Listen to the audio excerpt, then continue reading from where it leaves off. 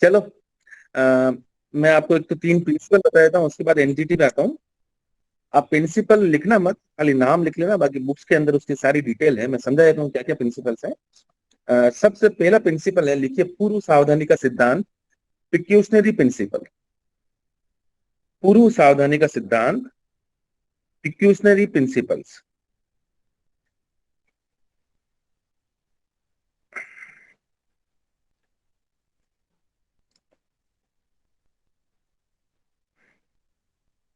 इसमें यह है, इस प्रिंसिपल में नाम से स्पष्ट है कि पूर्व सावधानी का सिद्धांत, कि जिस पदार्थ, लिखना मत, ये आपकी बुक के अंदर है, कि जिस पदार्थ या क्रियाकलाप से यानी एक्टिविटी से पर्यावरण को खतरा हो, तो उसे पर्यावरण को क्षति से बचाने के लिए उसे रोका जाना चाहिए। कि ऐसा कोई भी मटेरियल, ऐसा कोई भी सब्सटेंस या ऐसा कोई भी एक्टिविटी लगता है कि भविष्य के अंदर उसको एनवायरमेंट से अगर खतरा है, तो उसको उस कार्य क्रियाविधि या उस क्रियाकलाप को या उस पर्यावरण को, पदार्थ को एक्टिव होने से पहले रोक लेना चाहिए। इसको बोलते हैं प्रिकॉशनरी प्रिंसिपल, यानी पूर्व सावधानी का सिद्धांत। इसका एक केस है, वेल्लोर सिटीजन्स वेलफेयर फोरम। लिख लीजिए, केस का नाम लिख लीजिए, केस का नाम लिख लीजिए, Vellore citizens welfare forum versus union of India. आपको बता दूं, एक रियो घोषणा हुई थी, रियो कन्वेंशन हुआ था 1992 में। उसमें भी कुछ प्रिंसिपल फाइंड आउट हुए थे, मैंने आपको बताया था ना। अ, अम, जे मानव पर्यावरण अभिसंधान, ह्यूमन इन्वायरमेंट कॉन्फ्रेंस 1972, इसी तरह से 1992 में रियो कन्वेंशन हुआ था। उस कन्वेंशन में कुछ प्रिंसिपल्स फाइंड आउट हुए थे। उसका जो प्रिंसिपल नंबर 15 था, यानी 15 था, वो पूर्व सावधानी का सिद्धांत था, ये जो भारत में अपनाया गया। यानी पूर्व सावधानी का सिद्धांत जो है, वो रियो घोषणा का 15 नंबर यानी 15 नंबर का प्रिंसिपल है। इससे ज्यादा आप कुछ नहीं, आप बुक्स के अंदर इसको देख लेना। दूसरा लिखिए, प्रदूषक भुगतान करेगा सिद्धांत, पोल्यूट पे डॉक्ट्रिन। पोल्यूट पे डॉक्ट्रिन, प्रदूषक भुगतान करेगा सिद्धांत।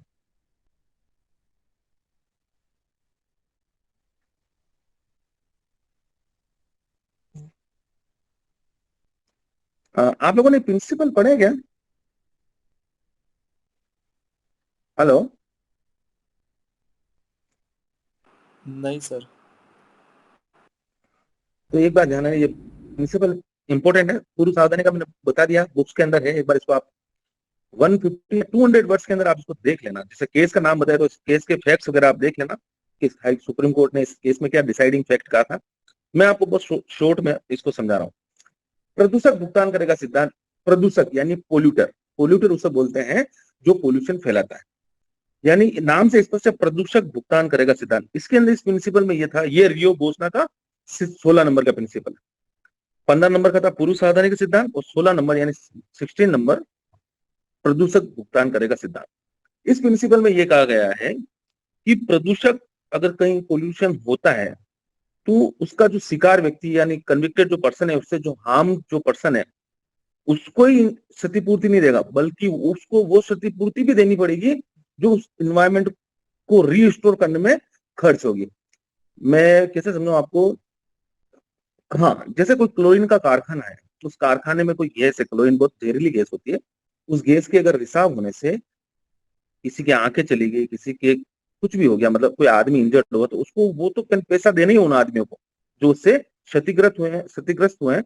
उसके साथ उसे वो पैसा भी देना पड़ेगा जो इन्वायरमेंट पहले था, रिसाव से पहले जो पर्यावरण था, यानी गैस जो वातावरण में फैल गई, उसको कंट्रोल करने के लिए जितना पैसा खर्च होगा, वो पैसा भी उस पोल्यूटर को पे करना होगा। यानी दो तरह की कंपनसेशन उसको पे करनी होगी, एक तो जो जो क्षतिग्रस्त व्यक्ति है, पीड़ित व्यक्ति, उसको कंपनसेशन देना। दूसरा, उस इन्वायरमेंट को रिस्टोर करने में जो भी पैसा खर्च होगा, वो भी पोल्यूटर जो है वही पैसा देगा। इसका केस लिख लो, Indian council for enviro legal action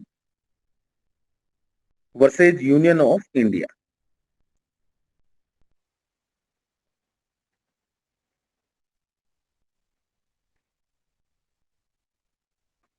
India council for enviro legal action versus union of India. इस केस के बारे में बताया कोई आप में से?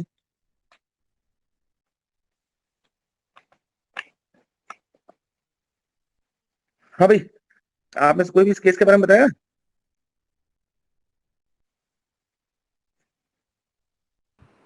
सर आइडिया नहीं है। हम्म। आइडिया नहीं है सर इस केस का। Chandni, Sakshi. No sir, no idea. गजब करते हो आप लोग। ये बिजली वाला केस नाम नहीं सुना है? तो पर वो पिछले उदयपुर क्लास के में पास आपने जो बताया था हिंदुस्तान गाँव- एग्रो केमिकल लिमिटेड वाला।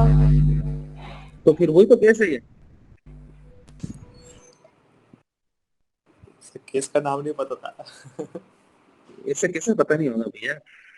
गिने चुने तो मैंने केस लेता है, फिर टोर्ट में क्या करोगे आप लोग? टोर्ट के अंदर तो इतने सारे केस है, जुबान टेढ़ी हो जाती है बोलते बोलते। ये केस बिजली वाले केस है, जिसमें बकायदा कोर्ट ने कंपनसेशन के लिए हिंदुस्तान जो एग्रो लिमिटेड कंपनी थी उसको पैसा पेनल्टी इंपोज करी। आप केस को पढ़ना पूरा, बहुत बड़ा केस है। तो ध्यान में ये इसी के अंदर आया था। तीसरा प्रिंसिपल लिखिए, लोक न्यास का सिद्धांत, पब्लिक ट्रस्ट डॉक्ट्रिन। लोक न्यास का सिद्धांत,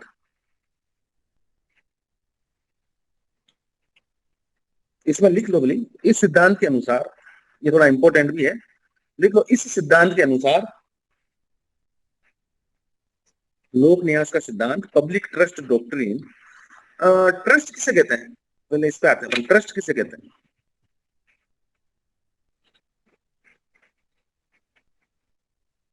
न्यास।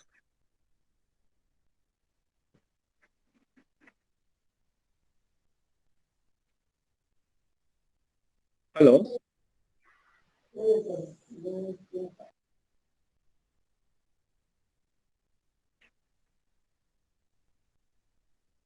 अरे न्यास किसे कहते हैं? न्यास। ट्रस्ट किसे कहते हैं?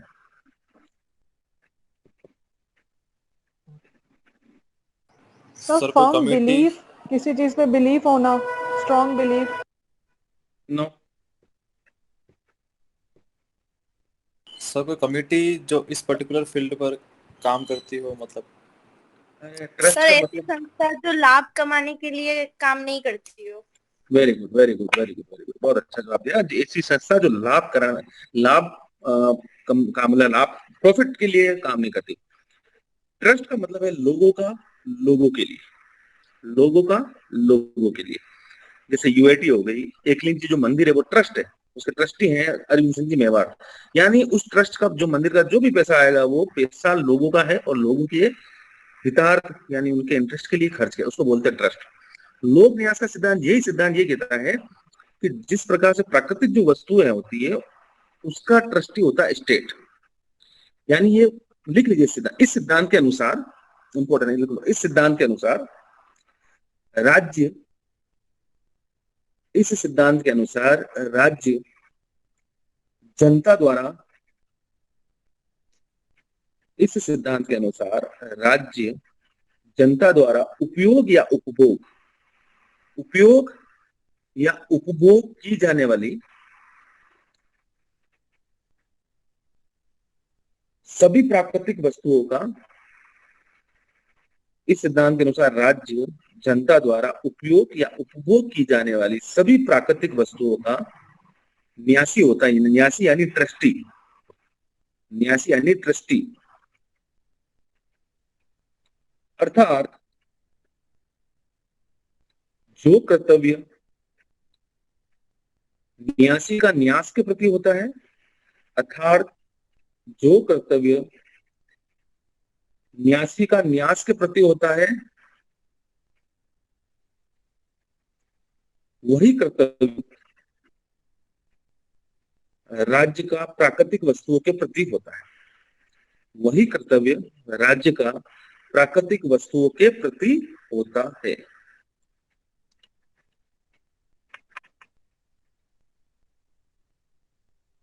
लिखिए, यस सर।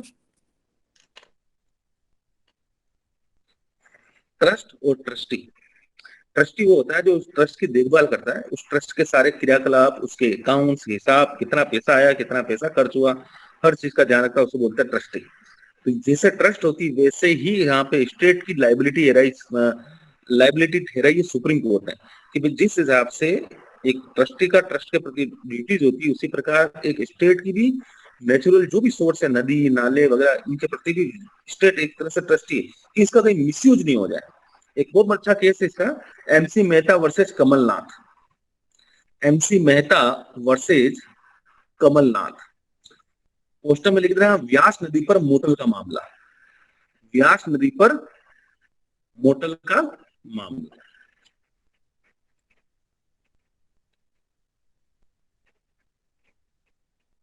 सर व्यास नदी पर मोटर मोटर, हाँ मोटल मोटल।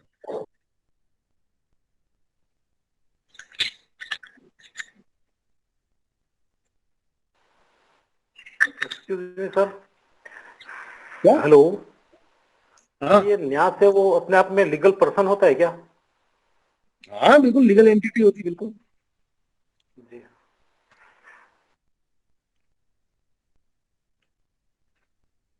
लिख लिया। अब मैं आपको उस केस के बारे में बता देता हूँ।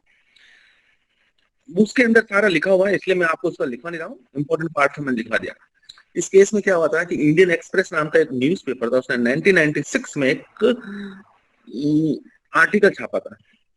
उस आर्टिकल में लिखा था कि 1990 में जब उत्तराखंड में वन मंत्री थे कमलनाथ जी, उन्होंने क्या किया कि स्पेन मोटल प्राइवेट लिमिटेड एक कंपनी थी बाहर की, उसको व्यास नदी पर, जैसे मोटर होटल होता है ऐसे मोटल होता है, वो मोटल बनाने का एक क्लब बनाने का उसको उस वन भूमि पर पट्टा दे दिया।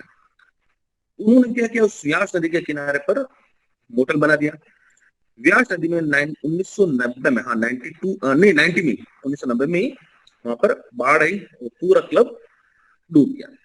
उस क्लब वालों ने क्या किया, उस व्यास नदी को टर्न आउट करने के लिए वहां पे बांध बना दिए 4, कि व्यास नदी का पानी इधर निकल जाएगा और उनका क्लब साइड पे रह जाएगा और नेचुरल बिल्कुल व्यूज वगैरह जो भी रहेंगे वो रह जाएंगे। उन्होंने अपने हिसाब से जो करना था प्राकृतिक वस्तुओं के साथ, नेचुरल रिसोर्सेज के साथ छेड़छाड़ कर ली। 95 के अंदर वापस जोरदार बाढ़ आई और पूरा का पूरा क्लब चला गया और उस क्लब में काफी लोग भी मारे गए थे। तो फिर एमसी मेहता ने लेकर सुप्रीम कोर्ट में रिट फाइल की थी और फिर सुप्रीम कोर्ट ने ये प्रिंसिपल फाइंड आउट किया, लोक न्यास का सिद्धांत, कि भाई कोई भी राज्य अपने मनमाफिक ढंग से नेचुरल सोर्स को न तो बेच सकता है, न उसको मनमाफिक यूज के लिए किसी को दे सकता है। ट्रस्ट में ये होता है जितना पैसा आता है उतना पैसा वापस लोगों के हितों को ध्यान में रखते हुए खर्च किया जाता है। उसको लोगों के ट्रस्ट में लोगों के इंटरेस्ट को ध्यान रखा जाता है। जिस उद्देश्य के लिए ट्रस्ट बनाई गई है उसी उद्देश्य की पूर्ति हो रही है नहीं हो रही, नहीं तो कोर्ट में आप बकायदा वाद दायर कर सकते हो। तो यहाँ पर नेचुरल सोर्स का क्या काम है, लोगों की मानव की सुरक्षा करना, मतलब जीव जंतु जो भी उनकी रक्षा करना, ये नेचुरल सोर्स का काम है। तो इसको मिसयूज नहीं हो जाए, इसके लिए ये लोक न्यास का सिद्धांत एमसी मेहता वर्सेस कमलनाथ वाले मामले में आया था। इसको पूरा आप पढ़ लेना, इंपॉर्टेंट प्रिंसिपल है लोक न्यास का सिद्धांत। ठीक है, ये तीनों प्रिंसिपल कंप्लीट। अब अपन आते हैं NGT, national green tribunal. This is most important. ये 2 साल ही हुए जुड़े हुए आपके सिलेबस में। और हाँ एक बात और बता दूं आपको, आप लोग कंफ्यूज में मत रहना कोई भी। कल यूजीसी का एक करता उसको अखबार में लेटर भी आया, न्यूज भी चल रही शायद कि यूजीसी ने कह दिया कि भाई फर्स्ट ईयर सेकंड ईयर वालों को प्रमोट कर दो और थर्ड ईयर वालों के एग्जाम करा दो। ये न्यूज किसने देगी भाई?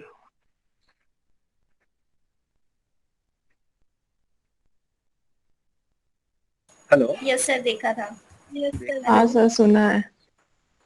ऐसी न्यूज तो तुरंत प्रभाव से कानों में जाती है। यही मैंने कुछ कुछ सिलेबस संबंधी की बात की होती है ना, किसी कान पे मैंने एक केस का बताया, इन्वायरमेंट लीगल एक्शन वाला, मैंने 10 बार उस केस का नाम लिया लेकिन वो कभी कान पे जू नहीं रहेगी। लेकिन ऐसी न्यूज जरूर पढ़ लेता आप लोग, तो गलतफहमी मत रखना आप लोग।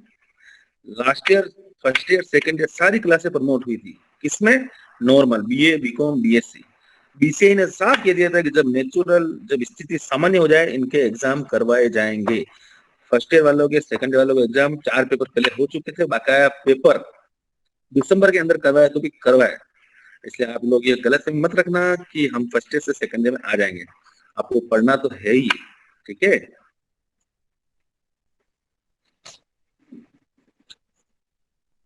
चलो।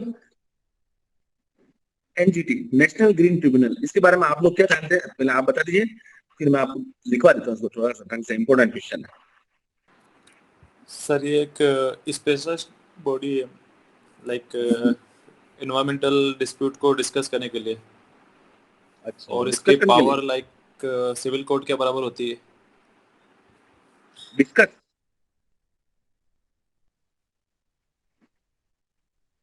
कोमल, सर ये स्टैट्यूटरी बॉडी है जो कि एनवायरमेंटल रिलेटेड जितने भी केसेस होते हैं उसको यही देखता है। और सर इसकी अपील सीधा आप सुप्रीम कोर्ट में कर सकते हैं। और सर ये 2010 में इनेक्ट हुआ था ये body. Very good, very good. जैसे हर कोई भी संस्था तो आती है भारत के अंदर, स्पेशली इंडिया के अंदर, ये कहीं भी कोई कन्वेंशन होता है या कोई ऐसी बड़ी घटना होती है उससे प्रभावित होकर आती है। भारत के अंदर एनजीटी क्यों आई थी, तो जानता है आप ऐसा? सर जो रियो डी जेनेवा के अंदर जो हुआ था, एक मीटिंग हुई थी, कॉन्फ्रेंस हुआ था, वो वर्ल्ड के लेवल पे हुआ था 1992। उस Very good. बेसिस पे फिर इंडिया के अंदर एनजीटी बनी थी। पढ़ा है इसका मतलब, थोड़ा बहुत पढ़ा है आप लोगों ने। सर इसमें 4 रीजनल बेंच है सर, इसकी western, central, east and south की। वाह वाह वाह, बस। लिखिए, एनजीटी नेशनल ग्रीन ट्रिब्यूनल 1992 रियो कन्वेंशन हुआ था जिनेवा में। Global United Nations of conference environment and development, हाँ लिख लीजिए। 1992 में ये रियो के अंदर एक कॉन्फ्रेंस हुई थी जिसका नाम है global United Nations of conference environment and development. इस पर एक कॉन्फ्रेंस हुई थी, वहां पर अंतरराष्ट्रीय स्तर पर सहमति बनी और भारत के अंदर 18/10/2010 को एनजीटी अस्तित्व में आया, एनजीटी बना। ये एक संवैधानिक संस्था है, स्टैट्यूटरी बॉडी है, संवैधानिक, ये एक संवैधानिक संस्था है। तथा एनजीटी लिखो, एनजीटी की संरचना, स्ट्रक्चर, इसमें कौन कौन हो गया? एनजीटी में एक तो चेयरमैन होगा, फर्स्ट चेयरमैन होगा। वो चेयरमैन, उसका अधिकतम कार्यकाल 5 वर्ष का होता है। तथा चेयरमैन जो होता है वो सुप्रीम कोर्ट के सेवानिवृत्त जज, जो सेवानिवृत्त मतलब रिटायर्ड जो जज होते हैं, वो एनजीटी का चेयरमैन होगा। उसके पश्चात आते हैं न्यायिक सदस्य, उसके पश्चात आते हैं न्यायिक सदस्य और विशेषज्ञ सदस्य। न्यायिक सदस्य यानी जुडिशियल मेंबर प्लस एक्सपर्ट जो मेंबर होते हैं, क्योंकि एनजीटी पर्यावरण इतना बड़ा वास्ट एरिया है, कोई वाटर से रिलेटेड हो गया, कोई इन्वायरमेंट से रिलेटेड हो गया, कोई एयर से रिलेटेड हो गया, कोई सोइल से रिलेटेड हो गया, इतना वास्ट एरिया है, तो एक आदमी सब चीजों की जानकारी नहीं रख सकता। इसलिए स्पेशल जो एक्सपर्ट होते हैं वो भी इसमें मेंबर होते हैं। ये member minimum 10 maximum 20, minimum 10 maximum 20, इनका भी कार्यकाल 5 वर्ष तक का होता है। और जो मेंबर, जो जुडिशियल मेंबर और एक्सपर्ट जो होते हैं, ये हाई कोर्ट से रिटायर्ड जो जज होते हैं वो इसके अंदर अपॉइंट किए जाते हैं। और ये जो न्यायिक सदस्य और क्या बोलते हैं विशेषज्ञ सदस्य जो होते हैं, इनका सुप्रीम कोर्ट और सेंट्रल गवर्नमेंट एक कमेटी बनाती है। वो कमेटी डिसाइड करती है कि कौन कौन से लोग होंगे, कौन कौन से लोग नहीं होंगे। इनका जो अपॉइंटमेंट हो वो कमेटी के बेस पे होता है। एनजीटी नेशनल ग्रीन ट्रिब्यूनल विश्व का तीसरा देश है भारत, जिसने अपने आप पर विशेष पर्यावरण अधिकरण मतलब इन्वायरमेंट से रिलेटेड एक स्पेशल ट्रिब्यूनल बनाना, वो भी पूरे नेशनल लेवल पर। विश्व का तीसरा, पहला न्यूजीलैंड और ऑस्ट्रेलिया 2 जगह है और तीसरा इंडिया में है। और विकासशील देशों में सबसे पहला अगर ट्रिब्यूनल कहीं है विकासशील देशों में तो भारत के अंदर है। ठीक है, आपका स्ट्रक्चर मैंने आपको बता दिया। अब इसके अंदर क्या क्या चीजें आएगी, क्या क्या मुख्य, किन किन मामलों में इसको चुनौती दी जा सकती, लिख लीजिए, इंपॉर्टेंट। देश में लागू पर्यावरण, देश में लागू पर्यावरण, इन्वायरमेंट, जल, जंगल, वायु और जैव विविधता, बायोडाइवर्सिटी, जैव विविधता के सभी नियम कानून इसके अंतर्गत आते हैं।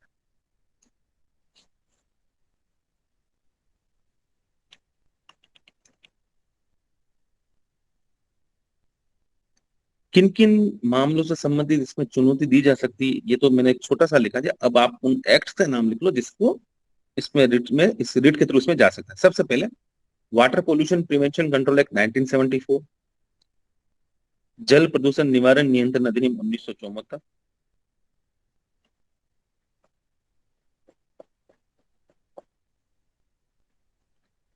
लिख लेना थोड़ा। मैं आपको इसलिए लिख रहा हूँ, ये बहुत शॉर्ट लिखवा रहा हूँ मैं आपको। ये एग्जाम में लगभग 300 वर्ड्स में आता है, और मैं जो लिखवा रहा हूँ 300 वर्ड्स में आप इतना सा लिख देना, इसको इनफ है। बाकी आप बुक्स में कहीं अवेलेबल नहीं है एनजीटी, और आप नेट पे भी सर्च करोगे तो कम से कम 200-250 पेज की बुक्स आपको मिलेगी। तो मैं इसको बहुत संक्षिप्त में लिखवा रहा हूँ, तो आप लिख लीजिए इसको साथ। हाँ, वाटर हो गया। दूसरा लिखिए एयर, वायु संरक्षण, in air pollution prevention control act 1981, वायु संरक्षण क्या है, जल संरक्षण, वायु संरक्षण निवारण नियंत्रण अधिनियम 1981। तीसरा पर्यावरण संरक्षण अधिनियम environment protection act 1986। Fourth, one संरक्षण कानून फॉरेस्ट रिजर्वेशन एक्ट 1980 1980। लोक दायित्व बीमा कानून 1991। पब्लिक लाइबिलिटी इंश्योरेंस एक्ट 1991, लोक दायित्व बीमा कानून 1991। जैव विविधता कानून 2002, बायोडायवर्सिटी एक्ट 2002। ये ध्यान रखना, इसके अंदर दो चीजें नहीं आती, एक तो भारतीय वन कानून नहीं आता है, और मैंने लिखा ना वन संरक्षण कानून। इसी तरह से एक होता है वन संरक्षण एवं जीव कानून, जीव भी इसमें नहीं आएंगे। जीव और भारतीय वन कानून इस एनजीटी में नहीं आते। अगर सपोज शेर का शिकार होता है या फॉरेस्ट के जो भी प्राणी है उन संबंधी कोई हो, तो वो इस एनजीटी में आप नहीं जा सकते, ये ध्यान रखना आप। लिखा आपने? जी सर, लिख दिया। लिखिए प्रक्रिया, प्रोसेस कैसे जा सकता है इसमें। एनजीटी जो है, नेशनल ग्रीन ट्रिब्यूनल, यह नेचुरल जस्टिस यानी प्राकृतिक न्याय के सिद्धांतों पर कार्य करता है, और इसमें जाने की बहुत सीधी और सरल प्रक्रिया है। अगर कोई व्यक्ति क्षतिपूर्ति के मामलों में अगर जाता है, यानी कंपनसेशन, मतलब कंपनसेशन चाहता है किसी पोल्यूटर से कि इसने इतना पोल्यूशन फैलाया है तो मुझे इसका कंपनसेशन दिया जाए, तो जितनी क्षतिपूर्ति की वो मांग करता है जो आदमी जो रिट में जाएगा, उसकी 1% राशि उसको एनजीटी में जमा करानी पड़ती है। यानी क्या फीस है, प्रक्रिया वो बता रहा हूँ। या जहां पर क्षतिपूर्ति का मामला है, कंपनसेशन का मामला है, तो जितनी दावे की रकम है जो उसने डिमांड की है, उसकी 1% राशि एनजीटी में जमा करानी पड़ती है। और जहां पर कंपनसेशन का मामला नहीं है, वहां पर मात्र 1,000 रुपए जमा कराना होता है। ठीक है,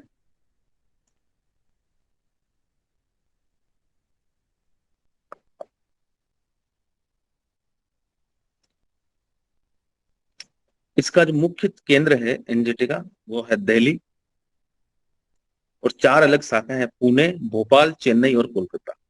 पुणे, भोपाल, चेन्नई और कोलकाता।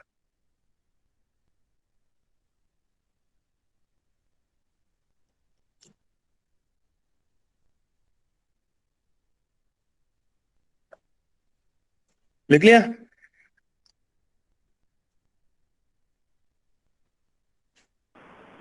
Yes sir. अब लिख लीजिए एनजीटी के जो लैंड माइन केसेस हैं, इंपोर्टेंट केसेस जिन्होंने किया क्या किए, बाकी बहुत सारे केसेस हैं, एक लिख लीजिए, सब 4 केस लिख लीजिए। मेघालय में कोयला खनन पर रोक, मेघालय में कोयला खनन पर रोक,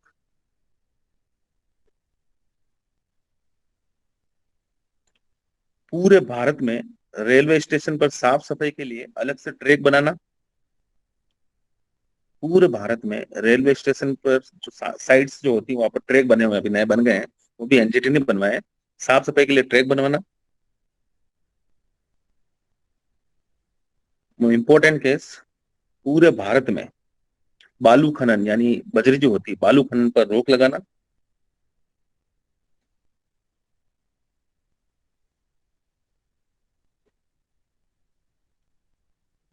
और प्लास्टिक के प्रयोग पर प्रतिबंध लगाना, ये भी एनजीटी का ही मामला है। प्लास्टिक के प्रयोग पर प्रतिबंध लगाना। अभी तक एनजीटी ने जितने भी फैसले दिए, एनजीटी ने तो काफी फैसले दिए, आप देख लेना एनजीटी के, आप नेट पे सर्च कर लेना। एक अभी शायद उसने, हाँ, उसने अभी एक ओपेक की एक कंपनी थी, oil and natural gas resource, मुझे नाम याद नहीं आ रहा है, उसने लेटेस्ट उस पर डिसीजन दिया। उसकी वजह से काफी समुद्र का पानी खराब हो गया था, वन्य जीवों को काफी हानि हुई थी। तो बकायदा जो इंजर्ड पर्सन थे उनको तो पैसा दिलाया, प्लस इन्वायरमेंट को रिस्टोर करने के लिए, मैंने कहा प्रदूषक भुगतान करेगा सिद्धांत, उस प्रिंसिपल पर एनजीटी काम करती कि भाई जितना नुकसान तो हुआ है पीड़ित पक्ष को वो तो बढ़ना ही है, उसके अलावा इन्वायरमेंट को रिस्टोर करने में कितना पैसा खर्च होगा, उसके लिए अलग से फंड बनाओ, उस फंड में पैसा जमा कराना होता है उस संस्था को, और एनजीटी वो काम किसी भी संस्था को देती है, भाई आप इन्वायरमेंट को वापस रिस्टोर करो। एनजीटी जो काम करती है वो प्रदूषक भुगतान करेगा सिद्धांत और एक सस्टेनेबल डेवलपमेंट, मैंने आपको बताया था सतत पोषणीय विकास। कोई भी एनजीटी कोई भी ऑर्डर पारित करेगी, भाई आप ये काम करो, तो उसके साथ वापस एनजीटी ये भी कहती है कि जितना आप नेचुरल सोर्स से कोई चीज ले रहे हो उतनी ही वापस इन्वायरमेंट को दो। मैंने आपको क्लास में बताया था, मैंने विराज हो गई, इतनी बड़ी बड़ी संस्था हो गई, आरके वाला हो गया, पूरे आपने उदयपुर की बता रहा हूँ, ये इन्होंने जगह जगह चौराहे ले रखे हैं इन्वायरमेंट के, आपको पता हो तो आरके चौराहा, सेलिब्रेशन चौराहा, वहां पे पेड़ पौधों को पानी पिलाना है, सारा काम यही करता है। तो ये इसीलिए करते हैं कि जितना आप नेचुरल सोर्स से ले रहे हो उतना वापस नेचुरल को दो, इसको बोलते हैं सस्टेनेबल डेवलपमेंट। तो एनजीटी सस्टेनेबल डेवलपमेंट और प्रदूषक भुगतान करने के सिद्धांत पर काम करती है। लिखिए, एनजीटी के आदेश की अवहेलना पर, नेशनल ग्रीन ट्रिब्यूनल के आदेश की अवहेलना पर 3 साल की कैद, 3 साल की कैद और 10 करोड़ रुपए का अर्थदंड से, यानी मनी पेमेंट अर्थदंड से 10 करोड़ तक के अर्थदंड से दंडित किया जा सकता है।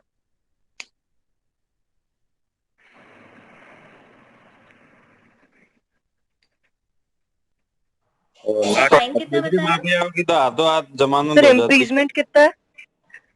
इम्प्रीजमेंट 3 इयर्स इम्प्रीजमेंट, 3 साल की कैद और 10 करोड़ रुपए का अर्थदंड, 10 करोड़ तक सर ये मैक्सिमम है या मिनिमम माना जाएगा? मैक्सिमम मैक्सिमम मैक्सिमम ओके अधिकतम अधिकतम 3 वर्ष और अधिकतम 10 करोड़ रुपए तक का अर्थदंड लगा सकती है एनजीटी। लिखिए, अपील।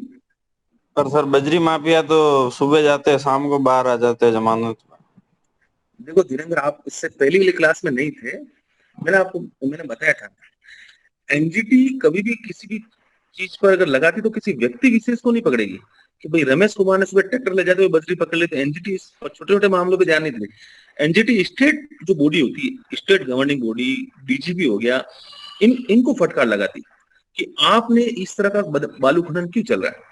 राजस्थान पर बालू खनन पर पूर्ण रूप से रोके, राजस्थान गवर्नमेंट को फटकार लगी, 200 करोड़ की पेनल्टी लगी राजस्थान गवर्नमेंट पे। अभी एनजीटी ने अभी शायद गत मंथ या उससे 2 महीने पहले कि आपको इतना आदेश लगाने के बावजूद भी आप नहीं लगे तो 200 करोड़ राजस्थान ने भरे। फिर राजस्थान सरकार ने लेके सारे पुलिस वालों को भाई बालू खनन पे रोक लगनी चाहिए। तब आप सबको पता है पुलिस अपना काम कितना बखूबी कर रही है। आपको रेती चाहिए तब अभी आ जाएगी घर पे, यही अवेलेबल है। ये सब पुलिस की नाक के सह के तले चलता है। और सुबह सुबह इसलिए कि पुलिस वाले खुद बोलते हैं कि दिन में तो सबकी निगाह में आओगे, इसलिए सुबह सुबह काम कर लिया करो आप लोग। तो इस पे रोक लग, इस पे तो यही है कि जैसे हरियाणा में जैसे कंस्ट्रक्शन में पूरी तरह से बैंड है, महाराष्ट्र पे कंस्ट्रक्शन में पूरी तरह से बैंड है, अगर राजस्थान सरकार नहीं मानेगी तो एनजीटी बिल्कुल कंस्ट्रक्शन पे रोक लगा देगी। ठीक है जी सर। अपील, एनजीटी के जो भी आदेश होते हैं नेशनल ग्रीन ट्रिब्यूनल के, उस आदेश की अपील 90 दिन के भीतर सुप्रीम कोर्ट में कर सकते हैं, सीधे supreme court, not lower court, high court वगैरह नहीं। एनजीटी के आदेश की अपील सीधे सुप्रीम कोर्ट में कर सकते हैं, वो भी 90 दिन के भीतर।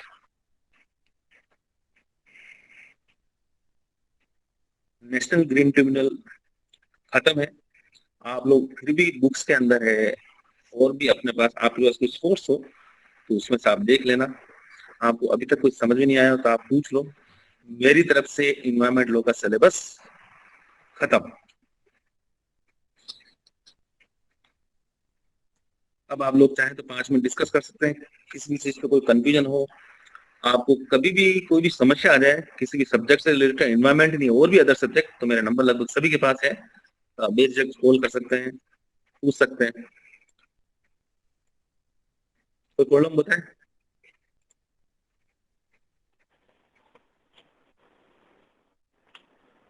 हेलो सर एक बार प्लीज वो एक्ट्स रिपीट करना ना, जो आपने पहले 6 एक्ट्स रिपीट किए थे।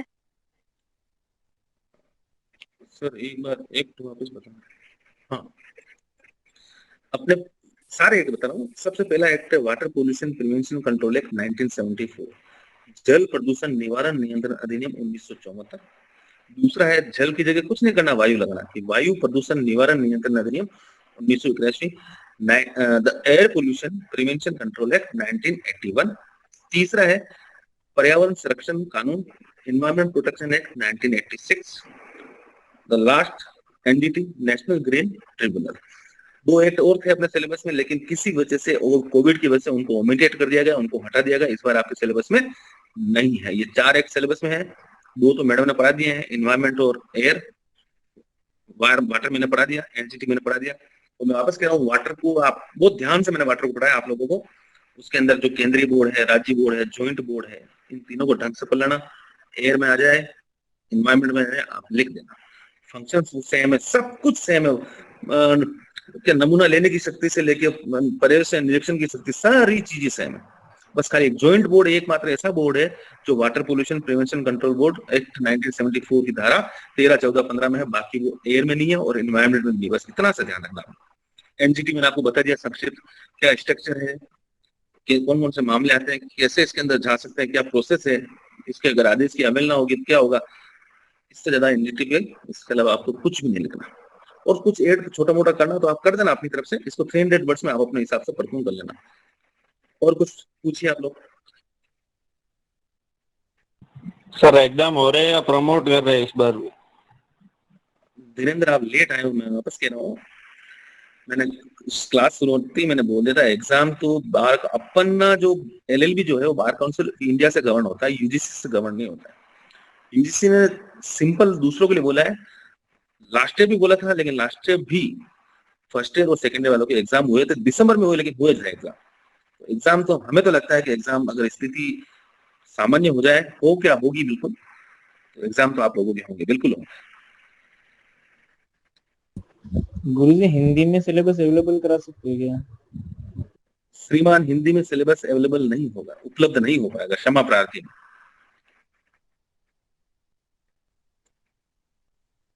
आपको किसी पर्टिकुलर किसी लाइन पे अगर कोई ऑब्जेक्शन हो, समझ में नहीं आ रहा, तो आप मुझसे कॉल करके पूछ सकते हैं कि भाई ये हिंदी में क्या है, इंग्लिश में क्या है। अब हिंदी में मोहनलाल सुखड़ा विश्वविद्यालय में कहीं पर भी सिलेबस अवेलेबल हिंदी में नहीं है। सर आप इंग्लिश में नोट्स प्रोवाइड करवाने वाले थे, आपने बोला था। बिल्कुल बोला था, और हम अपने बिल्कुल जीवन पे अड़े हैं, हम करवा देंगे आपको। आज क्लास आज खत्म हुई ना भाई, क्या नहीं कर रहे। और कुछ? सर जो केसेस आपने बताया है, इनके थ्रू हमारी केस स्टडीज आ सकती है, मतलब कि इनके रेफरेंस पे हमें किसी और केस स्टडीज को सॉल्व करना है, या डायरेक्ट क्वेश्चंस आ सकते हैं? ऐसे फॉर एग्जांपल बताओ आप मुझे, वापस पूछो। सर जैसे कोई हमें कोई सिचुएशन दे दी जिसमें इस केस की रेफरेंस लेके हमें सॉल्यूशन देना हो और इस केस को एक्सप्लेन करना हो केस स्टडी के तौर पे, नहीं आते ऐसे क्वेश्चन, अभी तक तो नहीं आया। तो सर डायरेक्ट केसेस जैसे पूछ सकते हैं कि ये वाला केस है तो इसको आप एक्सप्लेन करो। बिल्कुल बिल्कुल। आपके हर पेपर, सारे पेपर जो भी हैं, सारे पेपर के अंदर लास्ट वाला जो क्वेश्चन आता है बी पार्ट में, अभी तो एक ही पार्ट आएगा आपके, बाकी आप अगली बार से भगवान कोरोना नहीं रहे तो अगली बार से 2 पार्ट में पेपर आएगा। तो लास्ट वाला जो क्वेश्चन आता है वो हर विषय में एक स्पेशल जो आपका क्या बोलते हैं उसको, सूचक जो ये होते हैं डिसाइड, सर एग्जाम के फॉर्म कब भरे जाएंगे? लीडिंग जो केस होते हैं, उन लीडिंग केस एक न एक आपके लास्ट में आपके एग्जाम में आते आता है। जैसे लिख दिया एमसी मेहता वर्सेस कमलनाथ, इस पर आप अपने फैक्ट्स वगैरह सारे लिखो, तो एक क्वेश्चन आते आता है। तो सर इस बार नहीं आ रहे हैं सारे केस, मतलब पर्टिकुलर हर सब्जेक्ट में? इस बार ए पार्ट है ही नहीं आपके। बी पार्ट के अंदर आपको 8 क्वेश्चन आएंगे, उसमें से कोई 4 क्वेश्चन अटेंड करने हैं। तो हो सकता है केस आ जाए, वो तो आपकी आगे वाले एग्जामिनर पे डिपेंड है, वो किस तरह से पेपर बनाता है। लेकिन हर बार ये होता है, जो 2 पार्ट में पेपर होता है, पार्ट ए और पार्ट बी का लास्ट वाला क्वेश्चन लगभग सारे पेपर में लीडिंग केस ही होता है, फिक्स है लगभग। सर एक बार आप पेपर पैटर्न बता सकते कि किस फॉर्म में पेपर आएगा? इस बार मैंने ग्रुप में डाल दिया ना आप लोगों के, मैंने ए पार्ट जो था उसको हमने ओमिटेड कर दिया, उसको हटा दिया। अब बी पार्ट के अंदर 8 क्वेश्चन आएंगे, उनमें से कोई भी एनी 4 क्वेश्चन आपको अटेम्प्ट करने विद इन 2 आवर्स, 2 घंटे के अंदर, और एक क्वेश्चन की वर्ड लिमिट 300 वर्ड्स है। Okay sir. और कुछ?